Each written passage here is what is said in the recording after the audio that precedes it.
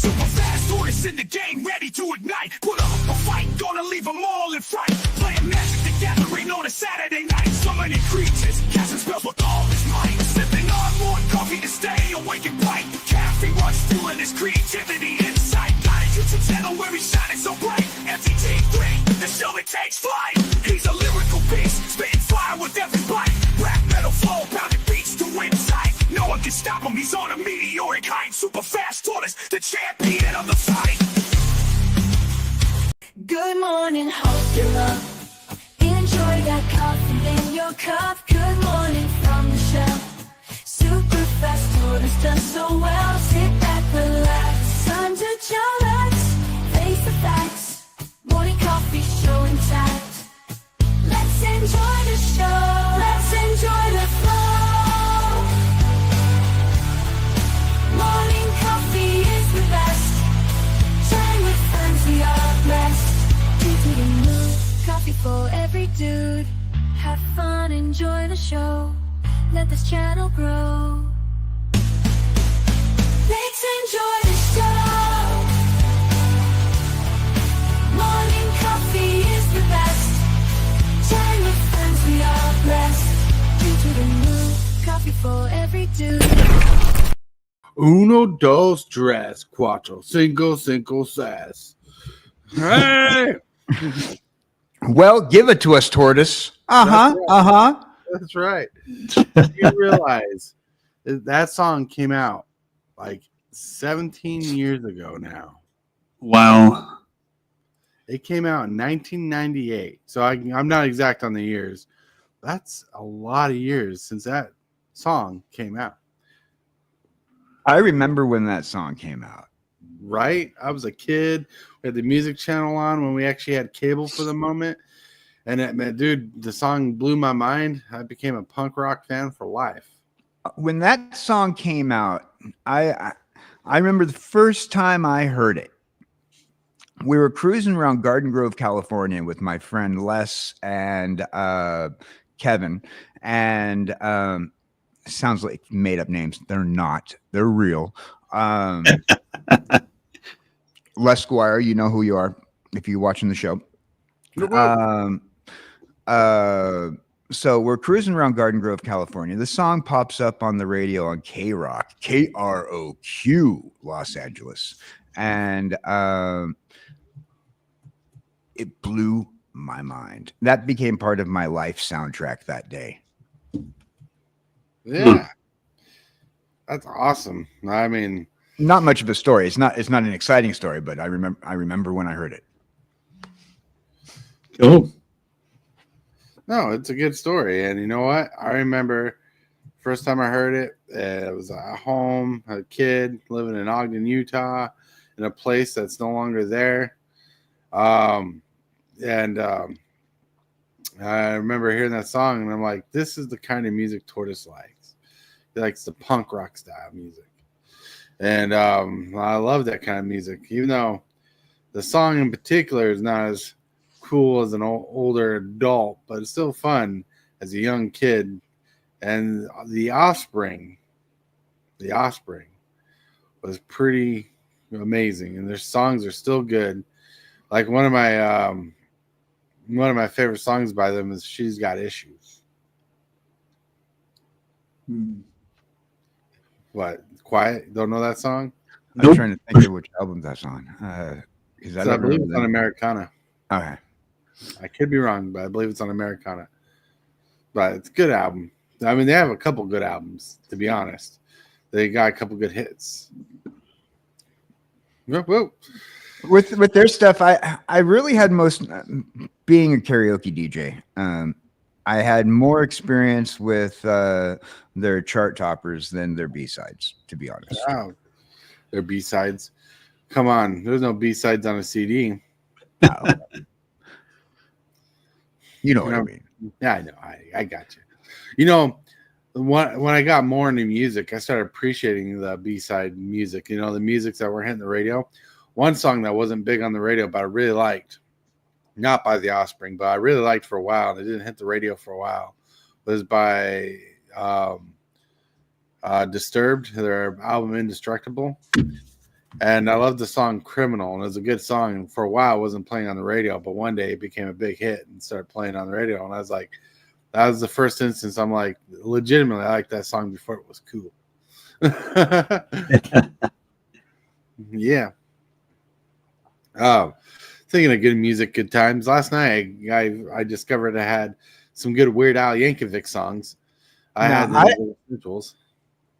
discovered Weird Al Yankovic before he was cool. I'm pretty sure. Yeah. Sorry, you just said discovered before he was cool. Then you said Weird Al Yankovic. You got me excited. Continue. Well, like one of my favorite song by Weird Al is "White and Nerdy," like hands down. But I like "Fat," and I like "Beat It" or "Eat It," I should say. Yeah, good songs back in the day. My favorite Weird Al song is probably his most annoying, one of the most annoying songs that he did. And this song is just 6 words long. That is the title. That's the title of the song. The song is just 6 words long. Wow. It's one of my favorite songs that he did. And it's pretty much his most annoying song. But he did some good songs like "eBay." That was a good song. When I got into eBay reselling, I understood the song a lot differently than I used to. He also did Dare to Be Stupid, which was in the Transformers animated movie from 1989. 87, I believe. 87, yeah. So this is somewhere around 86, 87. Yeah. He was Transformers came out in 84. Yeah. The whole Planet Junkion scene was a Transformers music video by Weird Al Yankovic. Oh, yeah. Dare to Be Stupid. Yeah, that movie had some good songs. Even though Hasbro like trashed that movie. Like I have a friend who's like a diehard Transformers fan, like 10 times more of a fan than I have. Like he owns like 20 different copies of that movie from like different variants, covers of the movie. He thinks the movie's the greatest, and I always tell him the movie's hot trash. It's popular. It was popular. It was hot trash. I was disappointed they killed Optimus off like at the very beginning of the movie. Right. Spoilers, people. I'm sorry, but when I think of that movie, spoilers. You know, when I think about that movie, though, I think about the soundtrack, and I sit there and I'm like, we got the touch. Dun, dun, We got the power. You know, and I'm like, oh my goodness. You know.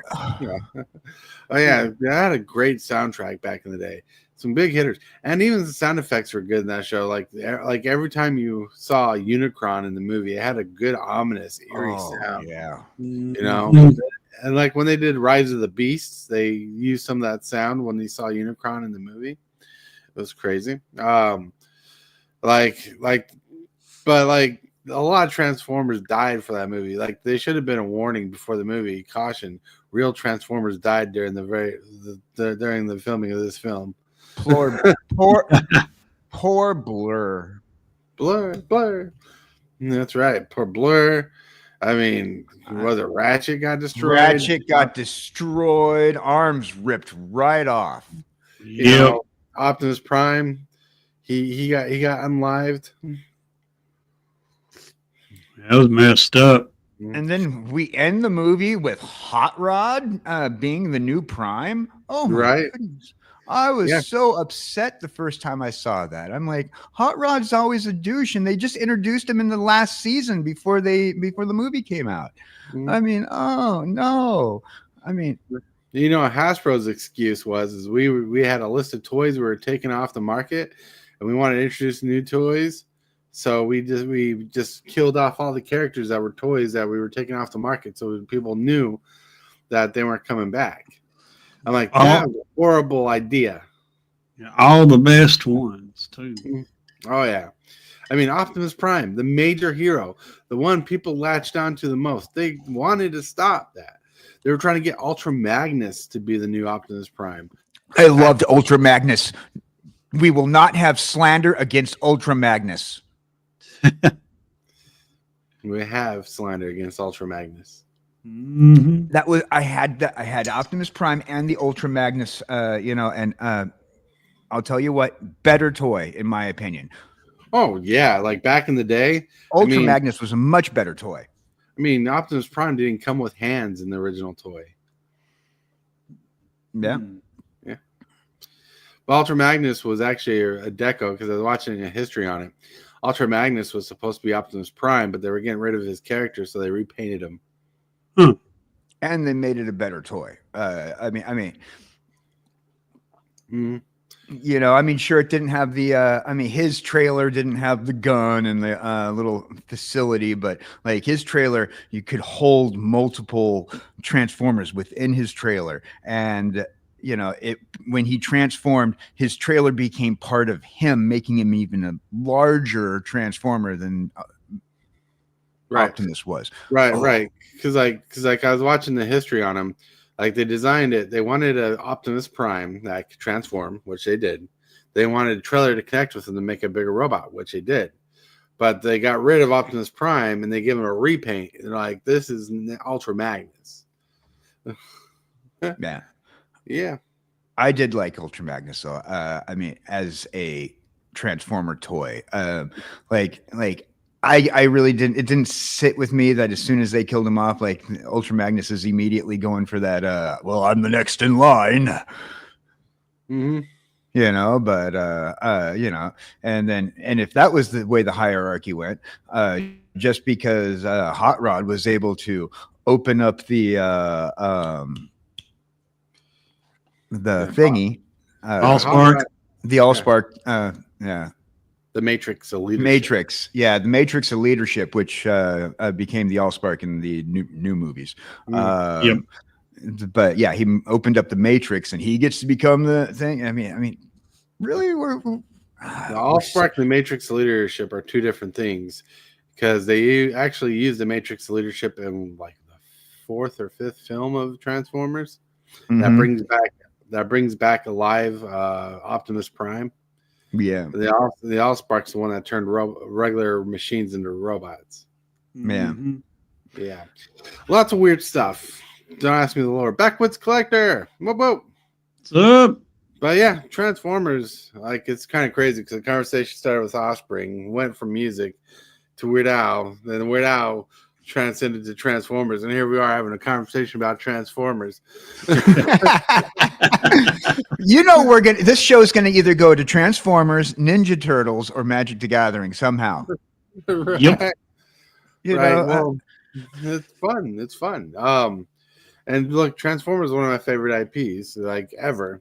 Like don't get me wrong, I like the show and I loved the show as a kid, but you know, you just gotta love the toys more.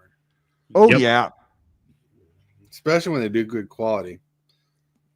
that's why even though I did not like Hot Rod in that movie and his in that storyline and everything, when it came down to it, Hot Rod was a great Transformer toy. Oh yeah.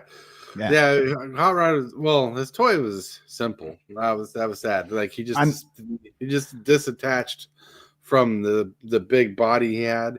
Then his legs were shown. Then you just unfolded the top of him. Then his rest of his body just kind of did whatever. And there you go. You had Rodimus Prime. Yep. Happy Friday, Coach. Whoop whoop.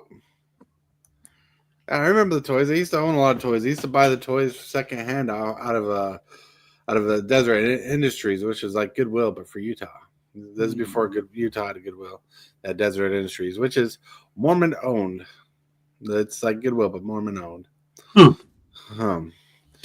Good place though, but still, you know, it's sad thinking about that. It's like now when you go to Goodwill or Desert Industries or any other place, it's getting harder to find the cool toys that you used to love finding there. Yep. And it's because kids today are not playing with the cool toys you had back then. Now kids today nowadays are all into computers and cell phones and all that.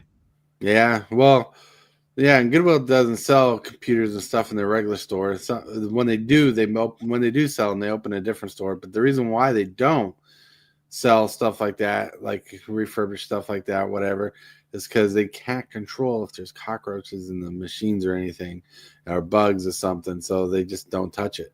So Right. it's surprising that when they like that, they actually make a own store for it. And I'm like, how do they make sure that's all fitted and corrected? The same issues they wouldn't sell in the regular store for. Right. Yeah. Which is interesting. Interesting. And but yeah. But like when I was a kid, I'd love going to the thrift stores like that and finding all the cool toys. And that's how I built a lot of my collection as a kid, is going to the thrift store, because there was Transformers for days. And I find all these cool old school Transformers that kids from the 80s were no longer collecting. Mm-hmm. Yeah, TCG dude, what's up? So, yeah. Hey, I don't think it's that kids from the 80s were no longer collecting them. Being a kid from the 90s, and I'm going to defend the kids from the 80s for not having their collectibles, because when I left after high school and I intended to come back for my stuff, but you're a kid out of high school moving out and you don't have money. You're not going to come back home to get your stuff. You're going to come back home to do laundry and just about it. All my toys, my collectibles and everything, Dad sold them off at the garage sale the week after I went to, left high school. No. So it's not that people sometimes stop collecting them. It's that they weren't available when they were kids. Yep. After they left high school. A A lot lot of parents got rid of their kids' toys when they got old enough and stuff, which is sad. Yeah, mine did That was too. my benefit. That was my benefit growing up. I used to have tons of toys. Yep. I had all the He-Man figurines, and my mom gave them away. No. Other kids.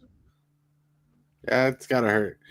Yeah, my mom gave away a lot of my toys for being a bad kid and running out while a family friend was visiting. Me and my brother left, and so they got rid of our toys for leaving because we were misfits. And I was like, no. So we had to recoup our collection eventually. Oh man. Long story. Different story. But with that, my friends, we got to actually hit the show on time and get to the bumper. You are watching Super Fast Tortoise. Put up a fight, gonna leave them all in fright. Playing Magic the Gathering on a Saturday night. Summoning creatures, casting spells with all his might. Sipping on more coffee to stay awake and bright. We got through the wilderness.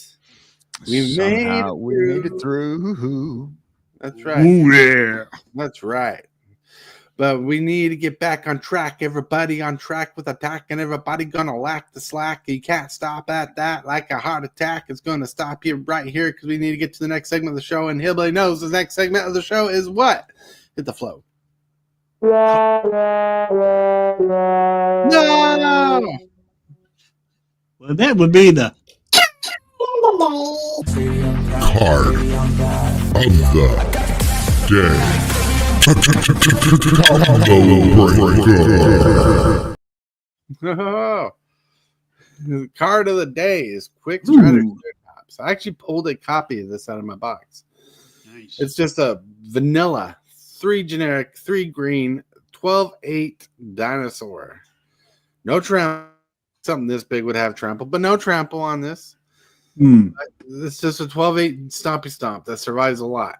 But if it can't get past a creature, it can't get past a creature to its creature's controller.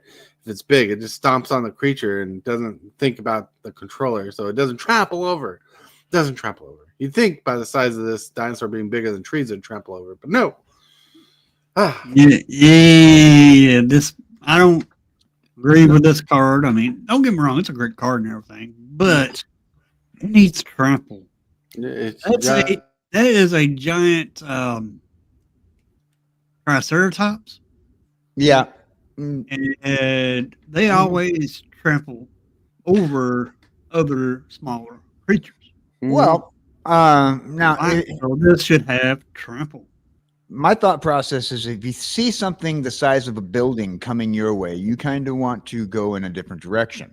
So if you have the ability to run, you're not going to get trampled. I know there's no run option in Magic the Gathering, but just thinking, if I saw that thing coming, I'm out of here. You know, sorry, there's a 6-story building coming my way. I have to get off the phone right now. I'll talk to you later. Right. It's crazy because this comes in a set where a Blanchwood Armor is in the same set. So this card can get bigger for 3 extra mana. You go through 4. Yeah. Bigger. Yeah. Like imagine this. For 6 mana, you cast this. The next turn you pay 3 mana and give it +6/+6 until in turn for each force you control. This thing is an 18. What was it? 18, 12? 8, 9, 10, 11, 12, 13, 14, 18, 14. Holy cow. That's crazy. I'm just saying, and if that thing can get bigger, I mean, that would mean that King Kong can climb it. That's right. Just saying. I mean, this is a great creature. It is strong. I still think it should have trample on its own. Right, but I actually got a copy of this card, and I'm gonna put it in my jankier dinosaur deck. Just so it's a cool big dinosaur. And it's gonna be fun. Big 12/8 flavor. I love it. I like it. Oh yeah. I figured you'd do that. Let's get some pictures of the day. Whoop. We're gonna start off with Mana Monk. Mana Monk shared this crazy picture of the day for first. The rest of the pictures of the day are themed. Coffee is my life force. Yeah, Mana Monk. Mr. Smiles. Yeah. I don't know. I feel like this character on a regular basis. Yeah, it kind of looks high-end stressed and all that fun jazz. High-end stressed, enjoying my coffee, and exact hairstyle down to the T. Yeah. Kind of looks like a Fuggler if they were real. Yep. If you know what a Fuggler is. Well, I don't use that kind of language. A Fuggler is like a doll with like real looking teeth and they have big eyes. Like it looks, I can't remember. I don't know exactly how to explain it. You'd have to look it up. And I'm not gonna look it up. But I got 4 turtle versions of Fugglers that I got for Christmas. Cool. Right. Next picture of the day. Boom. Wait, guys, stop. My coffee machine is still on. Speaking of which, it is time to take a sip from this cup. That's right. Which one day will be a real tortoise coffee cup. Yeah. Oh, yeah. The next picture of the day. Boom, boom. Jurassic Park foreshadowing Jurassic Park 3 that it's one big pile of shit. Wow. Which is funny because in Jurassic Park 3 they go through a pile of poop, a pile of dinosaur stool, and that's kind of funny that they referenced that like that. Yeah, you know, I particularly enjoyed, and it's being sarcastic when I say this, the end of Jurassic Park 3 where the dinosaurs on land, and then nobody referenced it ever again as far as I was able to tell after that. Right. The second movie referenced dinosaurs on land, mainly the T-Rex, but the T-Rex did things that couldn't be explained, so people assumed there were other dinosaurs on the mainland, and they never referenced it. They never did. Didn't they make a movie about Fugglers? Not that I think so, but the wife and I were looking through Netflix or something the other day, and we saw a movie that had creatures that looked like Fugglers, but were not Fugglers. But then, the next 3 memes. When you get shampoo in your eyes.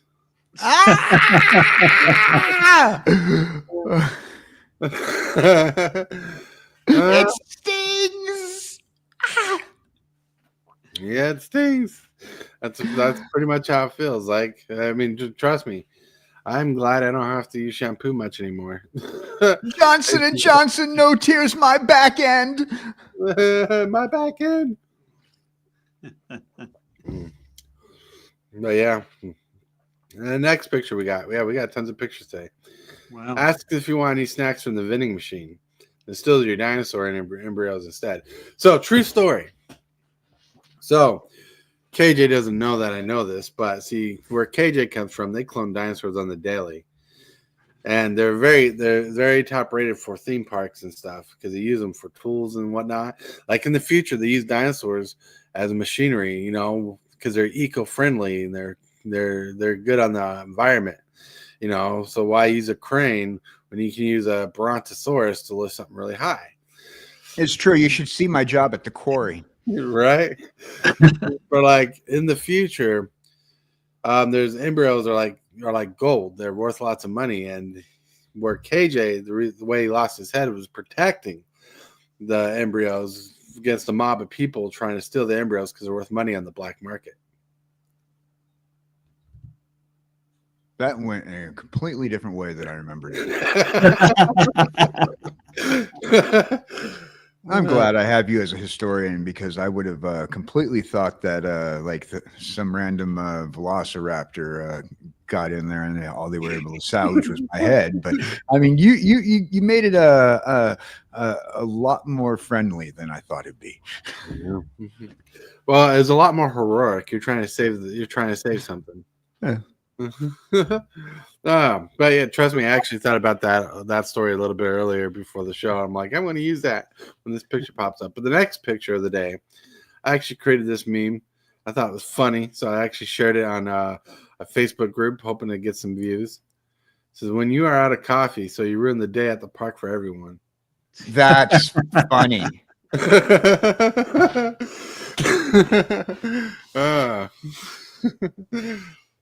Man. That's funny. Yeah. Didn't say the magic word. But you didn't drink my coffee.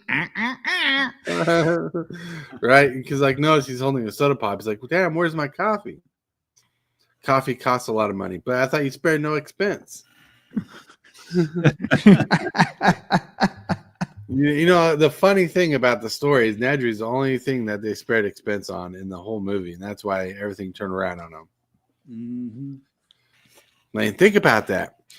You're not sparing expense on the dinosaurs. You're not sparing expense on the technology, but the person who runs the technology, you're not paying enough. Who wants more money is not being paid enough to run the park, which the whole basis of the movie is around. And because he turns around on the park to get more money from another person for another company.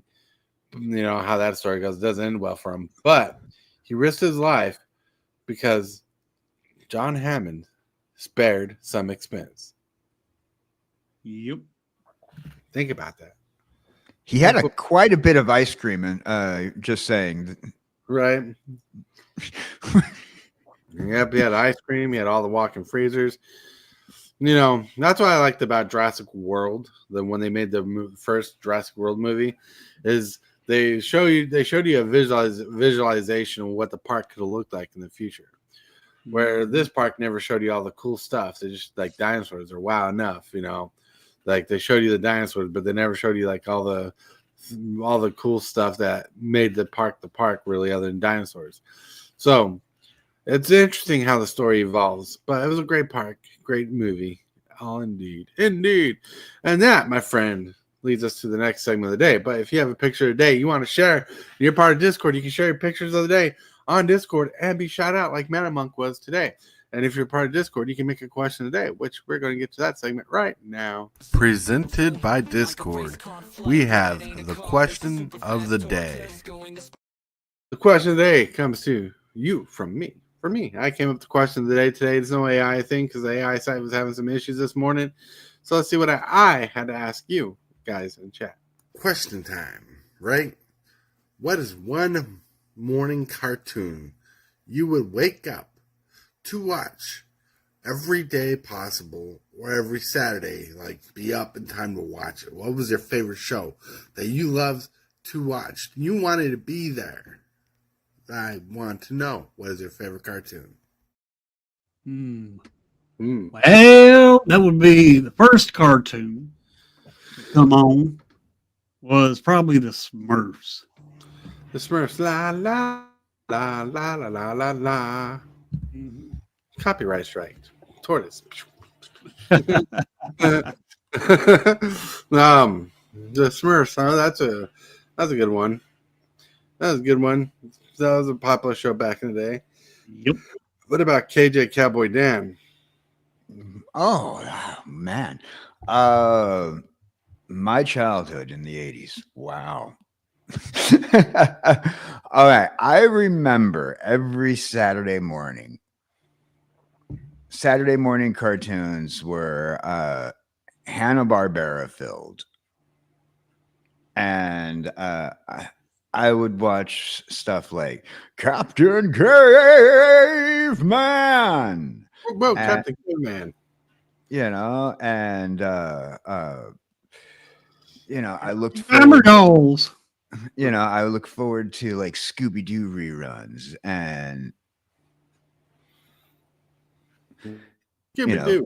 Scooby Doo. Where give me are all the Where are you? classic Hanna-Barbera stuff on a Saturday morning. I would wake up at 6 a.m. to catch those Saturday morning cartoons. The only time of the week that I was going to wake up early for anything was to watch Saturday morning cartoons.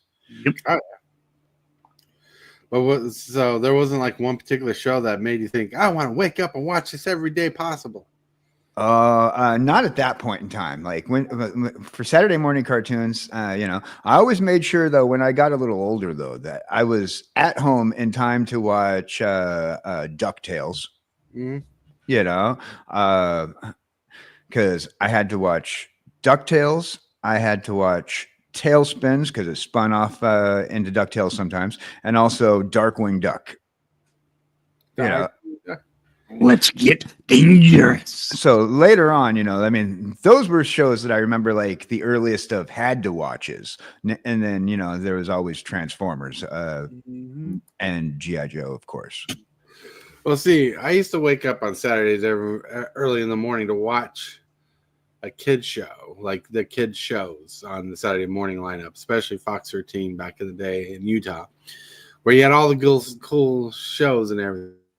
But the one show that started playing every weekday that started like at 6 a.m. that I actually woke up out of bed, like any normal situation, you can get me out of bed if you ask for it. Like I struggle to get out of bed today, but this show got me getting out of bed early before school to watch it. It was the best time to watch it. Was Beast Wars, Transformers.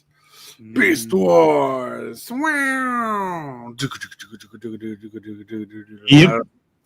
I don't know the theme song very much. Well, it's not much of a theme song. It's like a metal hairband rock riff. Right. Mm-hmm. But yeah, and I like the CGI back in the day impressed me. I loved the storyline. I loved it. I loved it so much. I loved it more than the regular Transformers show. And I watched the regular Transformers show, but I loved the Beast Wars version of it. I loved the story development. I mean, they were so under budget for what Hasbro wanted them to do, but Canada, because that's where the show was made, was like, we're going to work on story building and character development. And man, I loved the character development. I connected with the characters. I connected with the story. I loved the story, and like as it unfolded, you're like, oh, this makes sense here. Wow, this is how it goes. Because when I first started watching the show, I thought the Beast Wars Transformers were reskins of different Transformers. Like I thought like Cheetor was like Hot Rod and Optimus Prime was Optimus Primal, vice versa. Mm-hmm. But when I watched it, I realized they're different characters. They have different stories. Then how they connected the story with the original G1 series. Oh, dude, that was brilliant. Chef's kiss to me. That I woke up every day in the morning to keep up on the show. Beast Wars did have a great storyline. I personally, I grew up on the original series, so I'm personal to that one, but it did have a great storyline where I did find also a lot of uncanny valley with the CG, but once again, different generation. I mean, we're talking 80s as to 90s, where 90s were breaking in that new technology. If it wasn't for Beast Wars, a lot of those CG TV series that you have now wouldn't be rocking. Beast Wars brought in that Transformer market back. It had a great storyline, and on top of that, they weren't afraid to touch the new technology. Oh yeah, and Beast Wars was noted for creating the spark for each robot. Yep. I wish they still made Saturday cartoons, because I'd still get up, even though I'm almost 50. I'd still get up and watch them. Oh, they probably, especially as Cartoon Network online, they can bring it back. Yeah. Cartoon Network, it's pretty much just online now. They've announced that Cartoon Network is no longer a thing on cable. Right, which is sad. But Kevin G says he only watched Yu-Gi-Oh! And Pokemon when he was a kid. Card games, nice. I loved the Yu-Gi-Oh! TV series. I do too. I mean, Yu-Gi-Oh! Was such a catchy show back in the day. Yep. So Indeed. Yu-Gi-Oh! Had a great storyline. Oh, it did. I like how they emphasize the battles on the top decking portion of it. It's like, I pulled the card I wanted, and it's the card that's going to win the game, and this is a combo you didn't see coming. Da-da-da, da-da-da. I remember those games. Like, I one-upped you because my deck is better. I mean, imagine a show where they talked about the deck being better than your opponents. Like, yeah. Yep. Yeah, that is true. Yu-Gi-Oh! Was so bad it was good. That's right. Yeah, who has cable these days? I liked Yu-Gi-Oh! All the way until Battle City ended. Oh, no. Dragon Ball was mine. Dragon Ball! Yeah, Dragon Ball. Man, I remember watching the first season of Dragon Ball. Loved it. Then when it came out with Dragon Ball Z, I just dropped the series. I don't know why I couldn't connect with it. I think, once again, it comes out to a lot of people, like with Dragon Ball Z, it was really for the newer market. And a lot of people who watched Dragon Ball Z were like worried that it was a nicer art style. I mean, it's the same art style, but I mean, just the animation was nicer. And you know how people are with change. It didn't fit the same animation. Right. I mean, it was the same, but it wasn't. And for a lot of people, that change can, like, I use the phrase "uncanny valley" is probably wrong, but it does make you feel weird when your IPs are drawn slightly different or better quality. Right. Captain Wolf says Dragon Ball Z was amazing. Dragon Ball Super is just as good. Which I believe. It's just I don't know why. Like, I know Transformers anime, the first 8 episodes, they're Turtles are anime, and I know I used to watch this Ronin show that was anime. But I just didn't connect with the anime world a lot. I really loved the shows that were American made, basically, except Beast Wars is Canadian made. So I don't want to say I'm a hypocrite for liking non-American shows. But I loved a lot of the American stuff so much. Like, maybe I resonated with it, but I loved the G.I. Joes and stuff that was made for selling us kids toys and showing us how cool things were. Yep. Yeah, I appreciated the marketing, even though it was a huge controversy in the 80s and 90s, and still is to a certain degree. Part of the reason I think why Saturday morning cartoons died off on top of the internet. But marketing to kids to sell your toys by using a cartoon was genius. Right. It revitalized G.I. Joe's market. It kicked into action everything from Transformers to Ninja Turtles and He-Man. And even George Lucas, before Star Wars was even released, he had toys out on the market before the movie was even released. So I mean, if you're gonna do something, put out your collectibles, put out your toys. Those are your marketing tools. Those are not for as a production company, oh, those are not toys and things. Those are your marketing tools. All right. KBG says he thinks the biggest mistake Wizards did was not creating a show back when Pokemon Yu-Gi-Oh had strong shows going. It would have changed everything, and now they would have to sell out their IPs. Yeah, I think the only way they're going to do anything good is if their shows like Arcane. Yeah, Arcane. But anyways. Whoa. Thinking of all the good stuff, we got to hit this bumper. Don't forget to like this video and subscribe. Moves, the strategies, and the flair. Super fast tortoise is running the show. The crowd goes wild wherever he goes.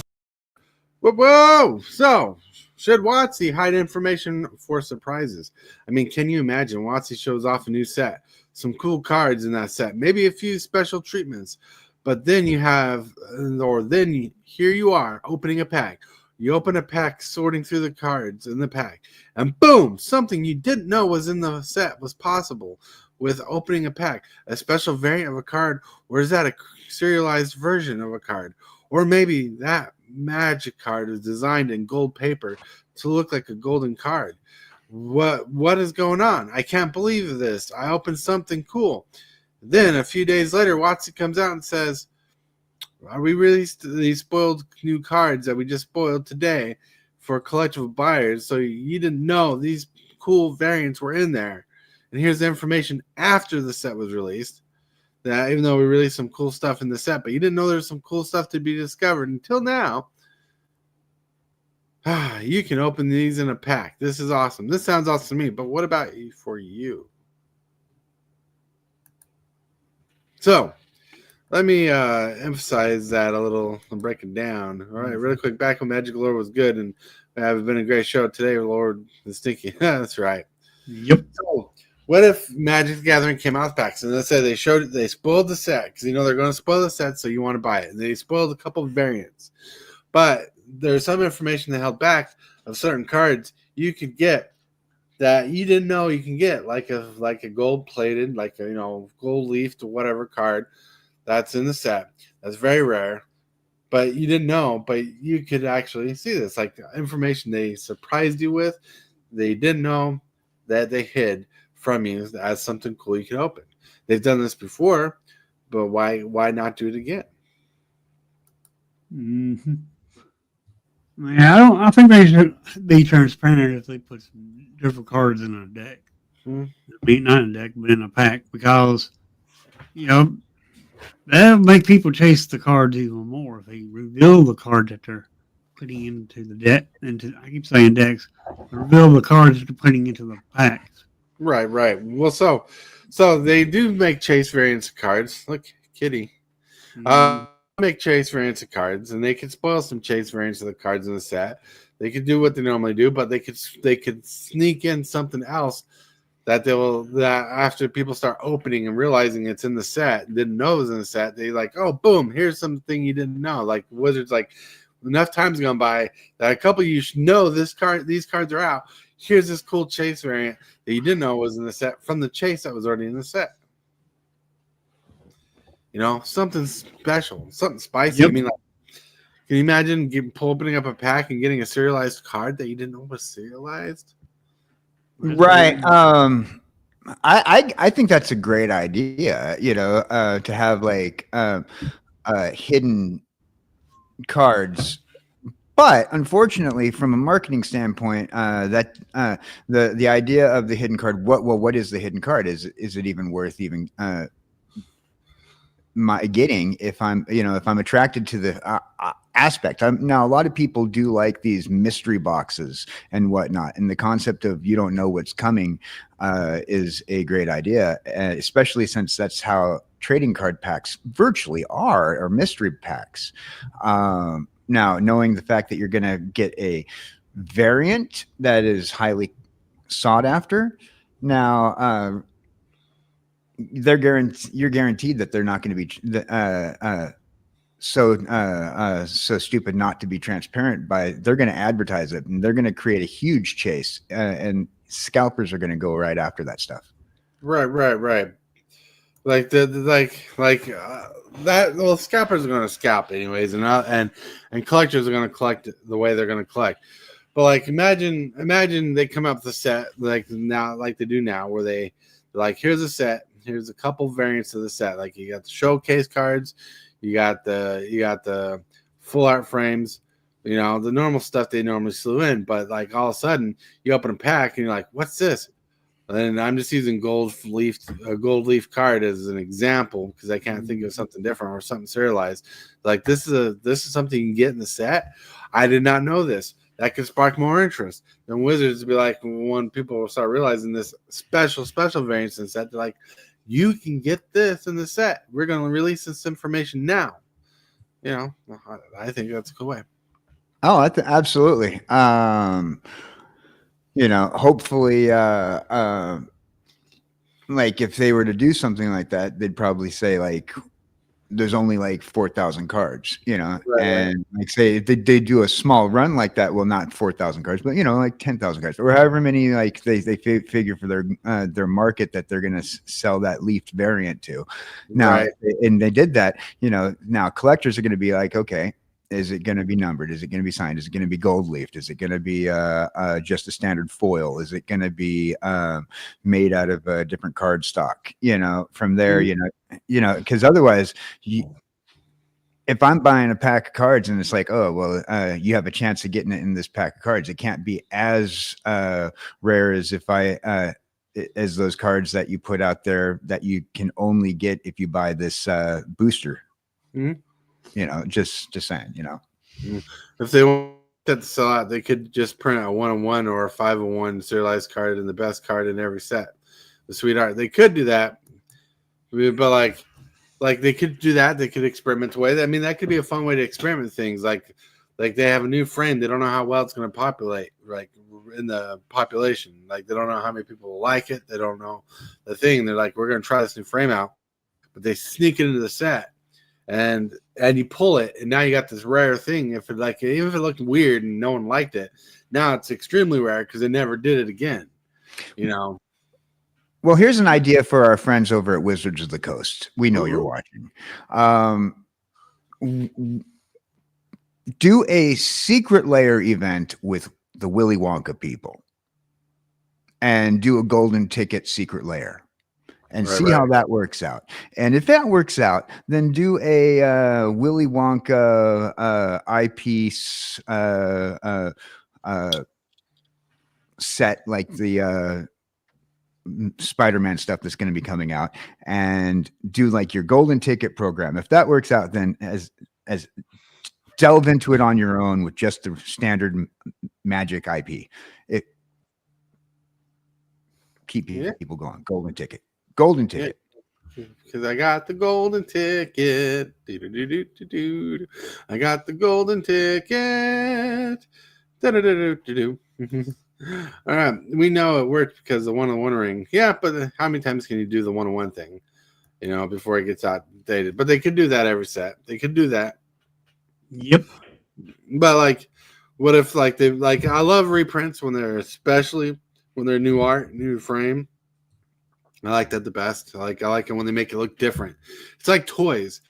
When they reissue toys and they like do something different, so the toy's not exactly the same as they used to be, so it's a little bit different, so it still has collectability. Mm-hmm. I like my cards cheap too, so don't get me wrong. But like I like it when they do with that cards. And what if that was one way they got to use it? Is like different. Like, would you want to try something different? Keep it a secret. You open it up, you're like, what's this? Oh, this is an interesting card. Can you imagine like Innistrad Remasters come out and they already spoiled it, but like they didn't show you. What if they didn't show you? They could get these cool framed cards frameless cards where it looks like a movie poster, like a old school horror movie poster. What if they didn't show you that, but you open it up and you're like, I got something unique? Or what if they're serialized? Something unique like that. Like something special in the sets that just make you go nuts. Like for example, Aether Drift, they're putting a serialized card in there. Is that because the serialized card is really good? Or is the set that bad? That's what makes you think about it. I like to think about when they do spoil stuff like that.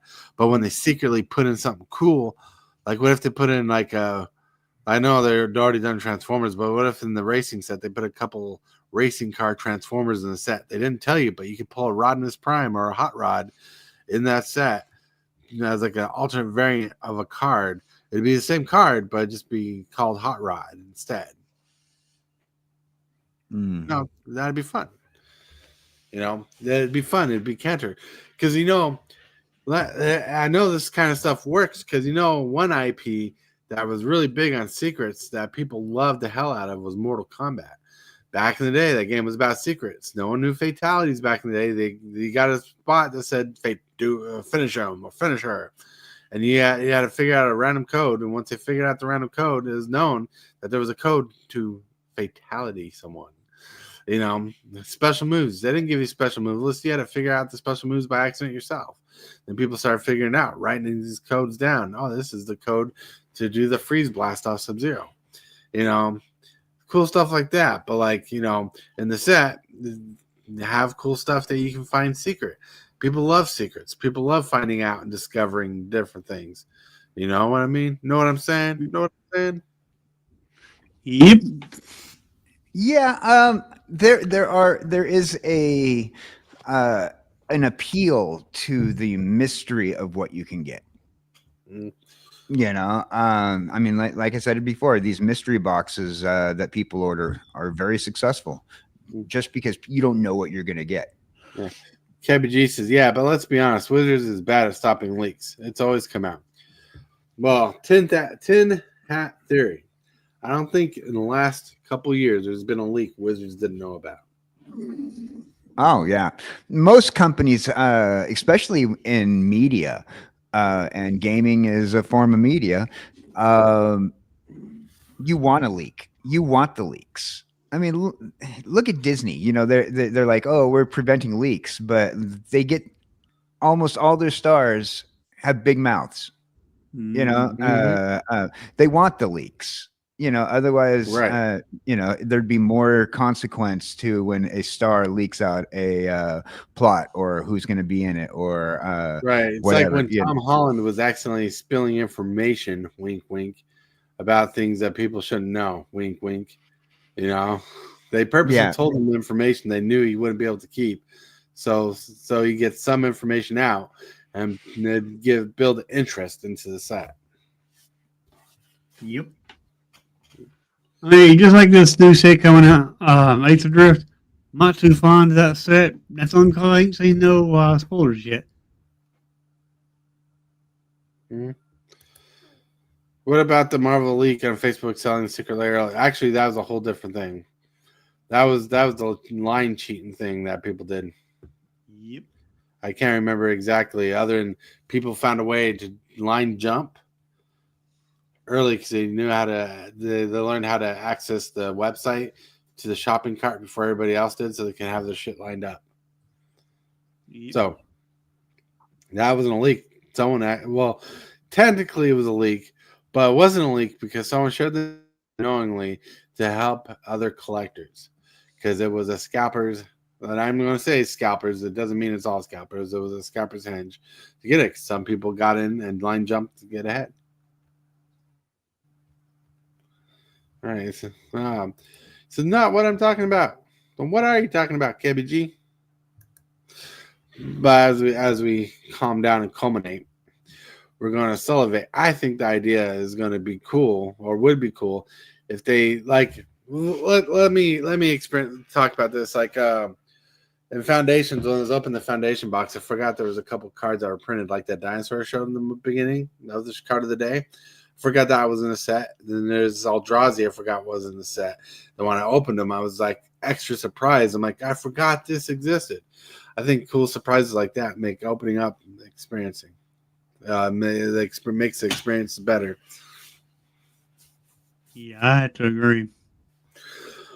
I like looking at spoilers because I like to know what I'm getting, but I don't like to buy. I don't like to buy cards blindly, but I like being surprised with special cards. Like when I got that Embercleave, I'm like, I don't know. I didn't know that Embercleave was in the set. I totally didn't realize it was a special guest card. I didn't realize it was in there either, but you pull it. Someone had access to the secret layers months before they even announced it. They got in huge trouble. Ah, No. If the Pinkertons called on them. right. Someone had access to the secret layer months before they announced it. They got in huge trouble. Well, why did Wizards of the Coast say they start the secret layer when it's ready, and they sell out when they sell out. If someone had access to it months before, there's something sketchy behind that. There's got to be more information to that, because it's supposed to like have that set up ahead of time, 3 months before. That doesn't sound like Wizards, but it makes sense that it could happen. Yep. Right. All I'm saying is I don't have enough information to even go into that discussion. I'd never heard of that particular leak information before, even though people knew about the product ahead of time and that was leaked. Yeah. But right. Thinking of good times, bad times, all the times, every time, all time, every time we go. Time now. It's time for the bumper time. And if my mouse would work, Hit that subscribe button. Become a part of the creep. Too much to take. So it's lit. MTG3, are you game? Rise, creep, rise, building a following as we gain. Spitting fire like a dragon, no one can bring us down. MTG3 in the house, we own this town. Ripping through the beats with a fury. oh, for the longest time. All right. For the longest time, we got to the chill section, thrill section, where we're here to relax and jive and have a good time. We got people in line like KJ, Hillbilly, just chatting it out. Ooh. Yeah. So let's check it out. Let's have a good time. Let's relax. I mean, what do you guys think about the conversation? Was it a good conversation for you? Yep. I was entertained. I for the entire episode. I don't know about you guys, but I enjoyed talking about Transformers and Weird Al, and talking about should WOTC hide information or not. Mm-hmm. I'm saying all I'm saying about the hiding information is like they should spoil things like they do. They spoil things now, but they should do some stuff a little extra they don't tell you about right away, so you get a little surprise in your packs. Mm-hmm. That's all. Yeah, a bonus surprise. That I approve of that. You advertise certain things that'll be the certain kickers, and then you throw a little bonus surprise. I mean, you're still going to have your sought after cards, but there'll be that bonus surprise. I like that idea. Yep. I want that. Yeah, I too. Some people don't like surprises, though. They just. I can understand that. Yeah, SF15 wants Easter eggs in the packs. Yes, I do. I love the Easter eggs. I love spawning. Like, for example, Savannah Lions, right? Mm-hmm. I was surprised with a Christmas card from him yesterday.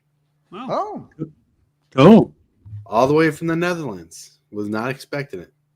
Surprise. And he came with a surprise card. I don't have it easily readable in my reach right now. But it came with a Fortnite card of the little pink pinata. Viva Pinata. Yeah, that was cool. It was awesome. I mean, I thought it was funny. It was an Ethereum sculptor. But it was just to the house. It was thoughtful. I was not realizing people were thinking about the house or the family. Like from the Netherlands. It was cool. I like Easter eggs. I love fun. That's what brought up the idea. Was how fun can we have it? How fun can it be to have little secrets to lighten up your tea? But anyways, let's get to the shill section. Shills for the thrills. We're going to start with the hills. The one who rolls around is KJ. Hey, howdy, hey, boys and girls. KJ Cowboy Dan here saying thanks for joining us here on the Morning Coffee Podcast. I enjoy every minute of it.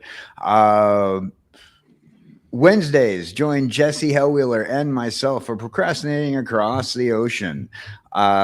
Tonight, I will be playing a game.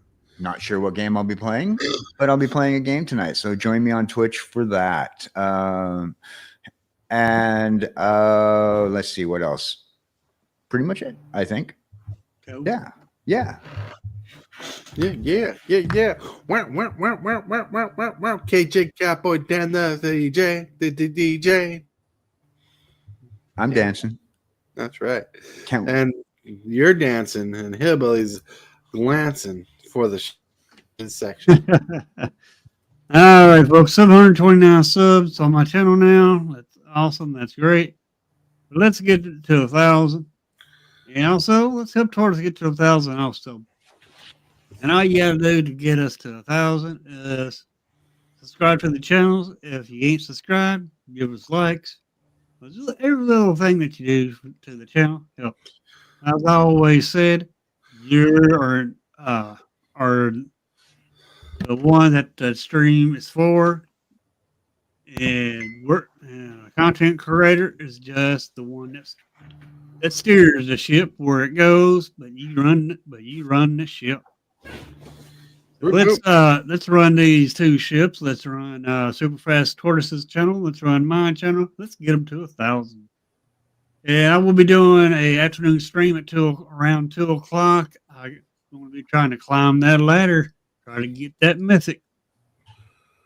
That's all I got. That's all I got to show you for today. All right. Thank you, Kevin G. I saw that you shared the article with me about what you're talking about. I'll read through it. Yeah. But anyways, today is Friday. You know what Friday means, right? Friday tonight at 8 p.m. We're going to try to have a Commander Night FNM Friday Night Magic. Friday Night Magic on Friday? Unheard of. We're going to try to get a game tonight. Me, Hillbilly, and 2 other people are going to have fun. We're going to try to have fun. We're going to figure out what deck I want to play, try to make a thumbnail, and ask people if they're interested in playing a game tonight. Because I learned if you're trying to get people in, it's good to start advertising early and get people's interest building up. Yep. But not all the time. We'll try. And if that doesn't fly out, I guess I could play some video games, which I get to break out the new TV monitor if I do. But it's not a new TV. This TV is like a couple years old. We just had it in the storage for a while. But it'd be cool. Figured out what to do. We're going to try to do some F&M tonight. So be there or be square. But hey, don't forget to like this video. Don't forget to share this video. If you had a good time, share this video and like this video. And subscribe if you're new to the channel. We have 682 subscribers trying to get to 1,000, and we're going to do an epic giveaway when we get to 1,000 subscribers. So make sure to subscribe to the channel. Be awesome. Be amazing, right? Because you are awesome, amazing. And with that, I want to thank everybody personally who's joined the show today. Hillbilly, KJ, Cowboy Dan for being on the show, and everybody in chat. Everybody, coaches, TCG Dude, Captain Waffles, everybody. Thank you for joining the show. I know Cane Shaker is having issues where he can't be on the show with us right now, but I appreciate him. Very supporter, a big supporter of the channel. But anyways, all aside, I want to remind you all that you are loved. Someone's thinking about you, and if you can, make someone's day a little bit brighter today. And if you're going to play a game of Magic tonight, remember to play wise, my friends. I totally want to thank you for watching today's video. I really appreciate it, 100%. Like this video as if it's your favorite kind of pizza, dude. And if you wouldn't mind, consider smashing that subscribe button and hit that bell for notifications. Every one of these things you do helps the channel out a lot. The moves, the strategies, and the flair. Super fast.